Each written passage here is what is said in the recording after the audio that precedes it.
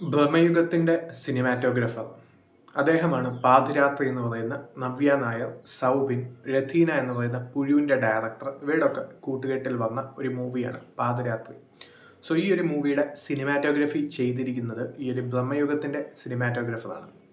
So അത് സിനിമയുടെ ഒരു ഹൈലി പോസിറ്റീവാണ്, പറയാതിരിക്കാൻ വയ്യ. കാരണം എന്താണെന്ന് ചോദിച്ചാൽ അതുപോലെ ആ ഒരു സിനിമയുടെ മൂഡിനനുസരിച്ച്, അത് ആ ഒരു ഇൻവെസ്റ്റിഗേഷൻ ആണെങ്കിലും, ആ ഒരു പോലീസുകാരുടെ റിയാലിറ്റി ആണെങ്കിലും, ആ ഒരു പാട്രോളിംഗ് ആണെങ്കിലും, ആ ഒരു നൈറ്റിൻ്റെ സംഭവങ്ങൾ കാണിക്കുന്നതാണെങ്കിലും എല്ലാം തന്നെ അത്യാവശ്യം നല്ല രീതിയിലാണ് ആ ഒരു സിനിമാറ്റോഗ്രഫി ഇവർ കൊണ്ടുവന്നിരിക്കുന്നത്.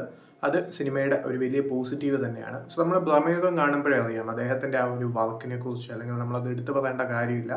കാരണം ഒരു സിനിമാറ്റോഗ്രഫി ഒക്കെ സിനിമയുടെ ഒരു മേജർ ഹൈലൈറ്റ് ആയിരുന്നു. സോ ഇവിടെയും ആ ഒരു പതിവ് തെറ്റിക്കുന്നില്ല എന്നുള്ളതാണ് ഈ ഒരു സിനിമയുടെ ഹൈലൈറ്റ്. പുഴുവൊക്കെ കണ്ടവർക്കറിയാം രഥീന എന്ന് പറയുന്ന ആ ഒരു ഡയറക്ടറിൻ്റെ ആ ഒരു മേക്കിങ്ങും കാര്യങ്ങളൊക്കെ. കാരണം മമ്മൂട്ടിയുടെ വളരെ ക്രിറ്റിക്കലി അക്ലൈംഡ് ആയിട്ടുള്ള ഒരു മൂവിയായിരുന്നു ഈ ഒരു പുഴു എന്ന് പറയുന്നത്. കാരണം ആ ഒരു പെർഫോമൻസ് ഒക്കെ വൈഡ്ലി അപ്രീഷിയേറ്റ് ചെയ്തിരുന്നു. സോ അങ്ങനെയുള്ള ഒരു ഡയറക്ടറിൻ്റെ അടുത്ത മൂവിയാണ് പാതിരാത്രി എന്ന് പറയുന്ന ഈ ഒരു സിനിമ. ഇതിൻ്റെ റൈറ്റർ, അതായത് ഈ ഒരു കഥ എഴുതിയിരിക്കുന്നത് ഷാജി മടാടാണ്. സോ അത് ഇലവിഴ പൂഞ്ചതയുടെ ഒക്കെ റൈറ്ററായിരുന്നു. സോ അദ്ദേഹത്തിൻ്റെ ഈ ഒരു സിനിമയിലെ റൈറ്റിംഗ് നോക്കുകയാണെങ്കിൽ കുറച്ച് വീക്കാണ് എന്നുള്ളതാണ് സത്യം. കാരണം എന്താണെന്ന് വെച്ചാൽ പലയിടങ്ങളിലും ചില ക്യാരക്ടറൈസേഷനൊക്കെ, മെയിൻലി ഒരു നവ്യ നായരുടെ ക്യാരക്ടർ വരുന്നത്, ആ ഒരു ക്യാരക്ടറൈസേഷനൊക്കെ കുറച്ച് വീക്കായിട്ടാണ് തോന്നിയത്. കാരണം ഈ ഒരു സിനിമയുടെ സ്റ്റോറി സ്റ്റാർട്ട് ചെയ്യുന്നത് ആ ഒരു നൈറ്റ് പാട്രോളിങ്ങിൽ ഒരു കോൺസ്റ്റബിൾ, അതായത് സൗബിൻ്റെ ക്യാരക്ടറായിട്ടുള്ള ഈ ഒരു കോൺസ്റ്റബിളും SI ആയിട്ടുള്ള നവ്യ നായരുടെ ക്യാരക്ടറും തമ്മിൽ ആ ഒരു നൈറ്റ് പാട്രോളിങ്ങിന് പോകുമ്പോഴത്തേക്ക് നടക്കുന്ന സംഭവമാണ്.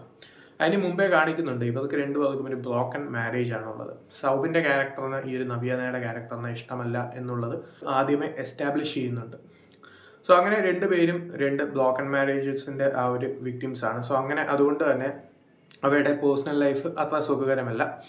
സോ അങ്ങനെ മൂന്ന് രണ്ടുപേര് ഈ നൈറ്റ് പാട്രോളിങ്ങിന് പോകുന്നതും പിന്നെ അങ്ങോട്ട് രാത്രിയിൽ വെച്ച് ഒരു സംഭവം നടക്കുന്നതും ആ ഒരു സംഭവത്തിനെ തുടർന്ന് ഒരു മാൻ മിസ്സിങ് ഉണ്ടാവുന്നതും ആ ഒരു മാൻ മിസ്സിങ്ങിന് മേജർ കാരണം താനാണെന്ന് ആ ഒരു നവ്യ നായരുടെ ക്യാരക്ടർ അങ്ങനെയാണ് കണക്കാക്കുന്നത്.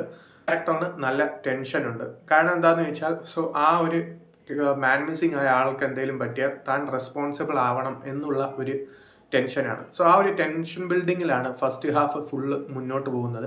ഒരു മിനി എൻഗേജിങ് ഫസ്റ്റ് ഹാഫാണ്. ഫസ്റ്റ് ഹാഫിന് ഇൻ്റർവെല്ലിലാണ് ഒരു ടേണിംഗ് പോയിന്റ് വരുന്നത്.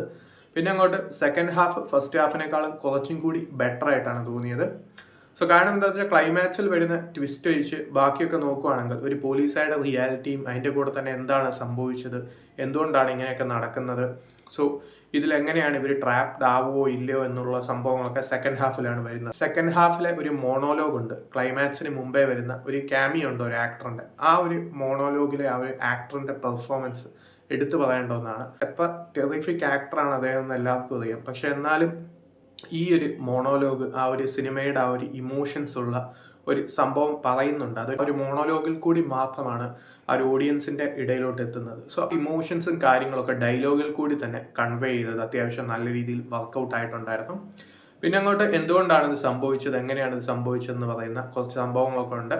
സോ ആ ഒരു ലെവൽ ഇമോഷണൽ കണക്റ്റ് ആ ഒരു ക്ലൈമാക്സിൽ വരുന്ന സംഭവത്തിന് കിട്ടുന്നില്ല എന്നുള്ളതാണ് ഈ ഒരു സിനിമയുടെ പ്രധാനമായിട്ടുള്ള നെഗറ്റീവ്. പിന്നെ നവ്യയുടെ ക്യാരക്ടർ ഡിസൈൻ ചെയ്തിരിക്കുന്ന ഈ ഒരു രീതിയിലാണ്, അവരുടെ റൈറ്റിങ്ങിൽ തന്നെ. സോ അത് എൻ്റയർലി സിനിമയിൽ കാര്യമായിട്ടുള്ള സ്മാർട്ട്നെസ്സും കാര്യങ്ങളൊന്നും കാണിക്കുന്ന സീക്വൻസസ് ഒന്നും വരുന്നില്ല എന്നുള്ളത് ഒരു നെഗറ്റീവാണ്. പെർഫോമൻസ് വൈസ് എല്ലാവരും തന്നെ ഓക്കെ ആയിരുന്നു. അത് റോൾസിൽ വന്ന അച്യുത് കുമാർ ആണെങ്കിലും സൗബിൻ ആണെങ്കിലും നവ്യ നായർ ആണെങ്കിലും എല്ലാവരും തന്നെ അത്യാവശ്യം നല്ലൊരു പെർഫോമൻസ് ആണ് ചെയ്തിരിക്കുന്നത് എന്നുള്ളതാണ് ഈ ഒരു സിനിമയുടെ ഹൈലൈറ്റ്. പിന്നെ പറയുകയാണെങ്കിൽ സിനിമയുടെ സിനിമാറ്റോഗ്രഫി, നേരത്തെ എടുത്തു പറഞ്ഞ ആ സംഭവം തന്നെയാണ് സിനിമയുടെ ഏറ്റവും വലിയൊരു പോസിറ്റീവായിട്ട് തോന്നിയത്. പിന്നെ അങ്ങോട്ട് സെക്കൻഡ് ഹാഫിൽ വരുന്ന ചില സംഭവങ്ങളും അതിൻ്റെ റെലവൻസും അത്യാവശ്യം വർക്കൗട്ടായി.